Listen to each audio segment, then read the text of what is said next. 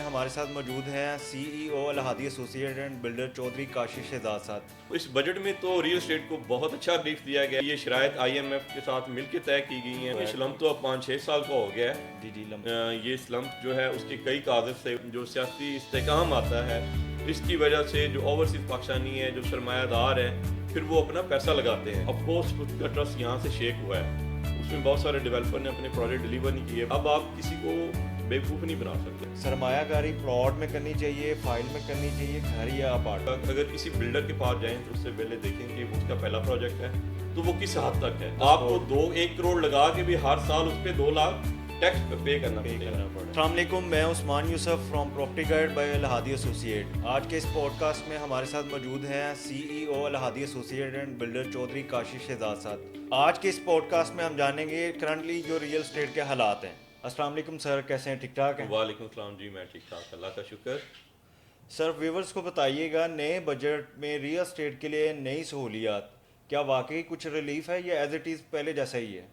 Thank you very much عثمان صاحب، یہ بڑا اچھا کویشچن کیا ہے۔ اور آج کل چونکہ بجٹ کی گہما گہمی ہوئی ہے، بجٹ پیش ہو چکا ہے اور اس میں ریئل اسٹیٹ کے بارے میں بہت ساری تجویز ہیں، لیکن آف کورس آپ والی بات ہے کہ فائنلی تب ہوگا جب یہ 30 جون کے بعد بجٹ پاس ہو کے جب اس کا امپلیمنٹ ہوگا تب ہوگا۔ تو اس بجٹ میں تو ریئل اسٹیٹ کو بہت اچھا ریلیف دیا گیا ہے، جیسے کہ اسٹیمپ ڈیوٹی انہوں نے 4% سے 1.5% تک کر دی ہے کیپٹل کے اندر، اسلام آباد کے مطلق جو سوسائٹی ہیں اس کے اندر، اور صوبوں کے اندر بھی انہوں نے اسٹیمپ ڈیوٹی 50% کم کر دی ہے۔ اسی طرح 7E کا جو ٹیکس لگا تھا، 7E کا ٹیکس ختم کیا جا رہا ہے۔ تو یہ ایک بڑی خوشائند بات ہے۔ اس سے ملک میں جو ریئل اسٹیٹ کا ایک پہیہ رکا ہوا تھا، اس پہیے کا سرکل چلے گا انشاءاللہ، اور اس سے سرکل کے اندر آپ دیکھیں گے کہ 55+ انڈسٹری چلیں گی۔ تو ہم امید کرتے ہیں کہ جو تجاویز پیش کی گئی ہیں، عموماً ویسے جو بجٹ میں پیش کی جاتی ہیں وہ الحمدللہ پاس ہو جاتی ہیں۔ تو چونکہ یہ شرائط آئی ایم ایف کے ساتھ مل کے طے کی گئی ہیں، تو امید ہے کہ انشاءاللہ تعالیٰ کہ یہ جو شرائط ابھی جو انہوں نے تجاویز بجٹ کے اندر رکھی ہے، جو ریلیف کی بات کی ہے، اس کے بعد پاکستان کا ریئل اسٹیٹ انشاءاللہ تعالیٰ بوسٹ کرے گا، اور جو مارکیٹ جو سلمپ میں تھی وہ انشاءاللہ تعالیٰ اوپر اٹھے گی۔ یعنی کہ 2 سال سے جو سلمپ دیکھ رہے ہیں ہم مارکیٹ میں، کہ وہ بہتری کی طرف آپ کہتے ہیں کہ اب انشاءاللہ یہ سلمپ تو اب 5-6 سال کا ہو گیا ہے۔ یہ سلمپ جو ہے اس کے کئی کاغذ تھے۔ اس میں ایک تو سب سے بڑا ایشو تھا جو ٹیکسز کا ایشو تھا، دوسرا ٹیکسز کی اویئرنیس بھی نہیں تھی، اور تیسرا اس کے اندر ہمارے جو ملک میں اوورسیز پاکستانی کی جو انویسٹمنٹ کا فقدان تھا، وہ امید ہے کہ اب بحال ہو گیا، کیونکہ جو یہ جو گورنمنٹ کا اسٹیبلش ہونا ہے، سیاسی جو پختگی ہوتی ہے، جو سیاسی استحکام آتا ہے، اس کی وجہ سے جو اوورسیز پاکستانی ہے، جو سرمایہ دار ہیں، پھر وہ اپنا پیسہ لگاتے ہیں۔ تو الحمدللہ اس وقت پاکستان آپ دیکھیں کہ انٹرنیشنل لیول پہ بھی بڑا ریکگنائزڈ ہے،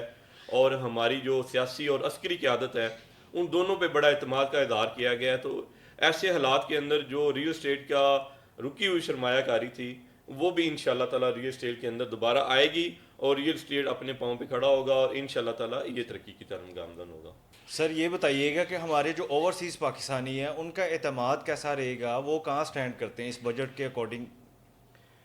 دیکھیں عثمان صاحب، جو اوورسیز پاکستانی ہیں نا، یقین آنے ہم نے بھی باہر جاتے ہیں، ان کا دل دھڑکتا ہے پاکستان کے لیے۔ ان کے ہر وقت ان کی باتوں میں، ان کی ڈسکشن میں، ان کے کوالٹی ٹائم میں، ان کے فیملی ٹائم کے اندر جب بھی کوئی بات ہوتی تھی نا، میں گیا تھا باہر، میں نے اکثر وہاں دوستوں کے یہاں فیملی سمیت بھی گیا تھا، تو وہ لوگ پاکستان کے بارے میں بات کرتے ہیں۔ تو پاکستان ان میں دھڑکنوں میں ہے۔ یہ بات نہیں کرنی چاہیے کہ اوورسیز پاکستانی کا اعتماد، وہ اس ملک کو اپنا ملک سمجھتے ہیں، چاہے وہ ادھر کے نیشنل ہیں۔ ان کی آج بھی وہاں کے وہ نیوز چینل نہیں دیکھیں گے، وہ نیوز چینل بھی یہاں کے دیکھیں گے۔ ان کی ہمدردیاں پاکستان کے ساتھ ہے، ان کی لوائلٹی پاکستان کے ساتھ ہے۔ یہ اوورسیز پاکستانی ہے، یہ ہمارا سرمایہ ہے۔ اب بات آ گئی ان کے ٹرسٹ کی۔ دیکھیں آف کورس ان کا ٹرسٹ یہاں سے شیک ہوا ہے۔ اس میں بہت سارے ڈیولپر نے اپنے پروجیکٹ ڈیلیور نہیں کیے، بہت سارے بلڈر نے اپنے پروجیکٹ ڈیلیور نہیں کیے، تو اس کی وجہ سے ٹرسٹ شیک ہوا ہے۔ لیکن یہ نہیں ہے کہ سارے لوگ گندے ہیں اور سارے لوگ اچھے بھی نہیں ہیں۔ تو اب اوورسیز پاکستانی کو بھی تھوڑا سا اندازہ ہو گیا، تھوڑا سا نہیں بہت سارا اندازہ ہو گیا ہے کہ وہ کون سے پروجیکٹ میں انویسٹ کریں، کیسے میں کریں۔ تو اب وہ جو اوورسیز پاکستانی ہے، یقیناً اب میرے اپنے بھی 5 پروجیکٹ ہیں الحمدللہ۔ اب جب ہم بھی لیڈز پہ کال کرتے ہیں، ہمیں بھی باعث سیکیورٹی آتی ہے، وہ ایسے سوالات کرتے ہیں، اور جو جینون سوالات ہیں، جو جینون سوال ہیں، وہ ان چیزوں کے بارے میں ان کو اویئرنیس بہت آ گئی. اب آپ کسی کو بیوقوف نہیں بنا سکتے وہاں بیٹھے. تو ان لوگوں کو اویئرنیس بہت آ گئی ہے. اس اویئرنیس کی وجہ سے اب وہ میچور جگہ پہ پیسہ لگاتے ہیں. اعتماد ان کا آج بھی اس ملک پہ اعتماد ہے. وہ آج بھی اس ملک کے اوپر, اللہ نہ کرے دیکھیں اس ابھی لوگ پچھلے سال کی آپ اگر فارن ریمیٹنس دیکھیں تو طریق کی تو سب سے زیادہ فارن بالکل ریمیٹنس ایسے تھی. ہی. تو یہ اعتماد ہے اوورسیز پاکستانی کا. تو ان شاء اللہ تعالیٰ یہ اعتماد بڑھے گا, اور اوورسیز پاکستانی کو جو اعتماد کا فقدان ہوا تھا ایسے پروجیکٹ میں انویسٹ کر کے جو ڈلیور نہیں ہوئے, یا جو ڈیولپر بھاگ گئے ہیں, جو بلڈر بھاگ گئے ہیں, وہ اب نہیں ہے ان شاء اللہ تعالیٰ. اب یہاں پہ ریگولائز کمیٹیاں بن گئی ہیں جس میں گورنمنٹ بھی انوالو ہے, ادارے بھی انوالو ہے, ایون کہ جو ہماری ریئل اسٹیٹ کمیونٹی ہے وہ بھی انوالو ہے. ان چیزوں کو بڑا ڈیپلی واچ کیا جاتا ہے کہ جو آپ کو پروجیکٹ پریزنٹ ہو کیا وہ کسی اچھے ڈیولپر کا ہو, کریڈیبل بلڈر کا ہو. تو آپ اوورسیز پاکستانی سے بھی ہماری یہی ریکویسٹ ہے کہ جب بھی آپ سرمایہ کاری کریں آپ کسی انتھینٹک ادارے کے ساتھ کریں, انتھینٹک پرسن کے ساتھ کریں, اور جس بندے کے ساتھ آپ کام کر رہے ہیں, جس ادارے کے ساتھ آپ کام کرنا چاہ رہے ہیں, کوئی چیز خریدنا چاہ رہے ہیں, اس کے بارے میں ضرور پتہ کریں. آج کل تو اسمارٹ انٹیلیجنس کا دور ہے, آپ کو چند سیکنڈ میں پتہ چل جاتا ہے کہ اس بندے کی ہسٹری کیا ہے.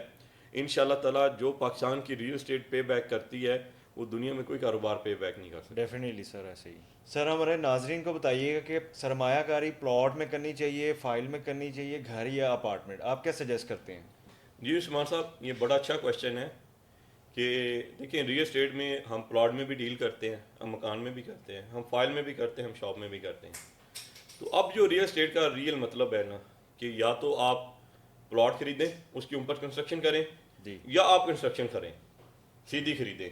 اس کی وجہ ہے کہ ابھی گورنمنٹ کا ایک ٹیکسس لگا ہے, ابھی یہ بجٹ کے اندر امپلیمنٹ ہو جائے گا. ابھی فائٹ تو کر رہے ہیں ہم, لیکن شاید یہ اس کے اندر امپلیمنٹ ہو جائے کہ آپ کو خالی پلاٹ پہ بھی ہر سال 2% ٹیکس دینا پڑے گا. اس کا کیا مطلب ہے, آپ نے پلاٹ خرید لیا 1 کروڑ, اس کی ویلیو ہوگی 1 کروڑ بک, اب آپ کو ہر سال 2 لاکھ روپے اس کا ٹیکس پے کرنا پڑے گا. اور اگر آپ نے 3 سال اس کا ٹیکس پے کیا تو تیسرے سال جب آپ وہ پلاٹ بیچتے ہیں یا اس کا آگے یوٹیلائز کرتے ہیں یا بیچتے ہیں تو اس کی جو ٹیکسیشن کے اندر وہ 6 لاکھ کیلکولیٹ ہو جائے گا. وہ آپ کا ایکیومولیٹڈ ٹیکس ہوگا جو آگے جا کے آپ کو ریٹرن ہو جائے گا. لیکن آپ کو 1 کروڑ لگا کے بھی ہر سال اس پہ 2 لاکھ ٹیکس پے کرنا پڑے گا. تو بہترین انویسٹمنٹ ہے میری نظر میں اس ٹائم یہ ہے کہ آپ کنسٹرکشن خریدیں. آپ نے 3 سال ایک پراپرٹی لے کے اور اس کی ویلیو آپ نے وہیں کی وہیں رکھی ہوئی ہے, پلس اس کے اوپر رینٹ پے کر رہے ہیں, اس سے بہتر ہے کہ آپ کو ایسی پراپرٹی خریدیں جس کے اوپر آپ رینٹ لیں, جس کے اوپر آپ چاہے مکان لیں, چاہے دکان لیں, چاہے اپارٹمنٹ لیں, چاہے کارپوریٹ آفس لیں, کسی فوڈ کورٹ کی دکان لے لیں, کچھ ایسی پراپرٹی لیں جس کے اندر آپ کو benefit specify the time of the period آپ کو اس پہ ریٹرن ملنا شروع کرے. آپ کی ROI ہونی چاہیے, نہ کہ اگر آپ نے ایک پلاٹ لیا ہے تو پلاٹ کو اگر آپ نے 3 سال رکھا ہے, چوتھے سال آپ کنسٹرکٹ کرنے گئے ہیں تو پتہ چلا 3 سال پہلے جو کاسٹ آف کنسٹرکشن 1 کروڑ آ رہی تھی اب وہ 2 کروڑ ہے. اس سے بہتر ہے کہ اسی 1 کروڑ روپے کی آپ کنسٹرکشن خریدیں. کنسٹرکشن بھی آپ کو ٹرسٹ پہ خریدنی پڑتی ہے, کسی انتھینٹک ادارے سے خریدیں, کسی ایسے بلڈر سے خریدیں جو آلریڈی مارکیٹ میں کام کر رہا ہو, جس کی ریپیوٹ ویل اسٹیبلش ہو. تو میری سجیشن یہ اسٹرانگلی ریکمینڈیشن ہے کہ آپ کنسٹرکشن کے اندر پیسہ لگائیں. آپ اس کے اندر فائل اور پلاٹ کی میں جانے کی بجائے آپ دکان اپارٹمنٹ میں جائیں اور مکان میں لگائیں اور اپنا رینٹل ویلیو گین کریں. یہ میری اسٹرانگلی ریکمینڈیشن ہے. سر ہمارے ویورز کو بتائیے گا کہ پراپرٹی خریدتے وقت کن باتوں کا خیال رکھنا چاہیے؟ ہاں یہ بہت اہم کویشچن ہے کہ لوگ سمجھتے ہیں کہ پیسے ہاتھ میں ہیں اور جا کے پراپرٹی لے لیں, تو پھر بہت ساری جگہ پہ لوگوں سے فراڈ ہو جاتا ہے. اس میں 3-4 کیٹیگریز ہیں.